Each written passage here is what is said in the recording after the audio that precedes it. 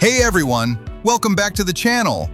Today I'm really excited to share with you this awesome Blender project I've been working on, a beautifully designed roundabout.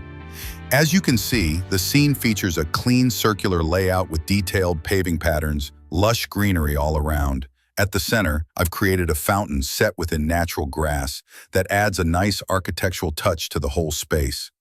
There are 4 benches, each featuring a tree in the middle, beautifully surrounded by flowers. The streets, markings, and pedestrian crossings give it a realistic urban vibe, making it look like something you'd actually see in a modern city.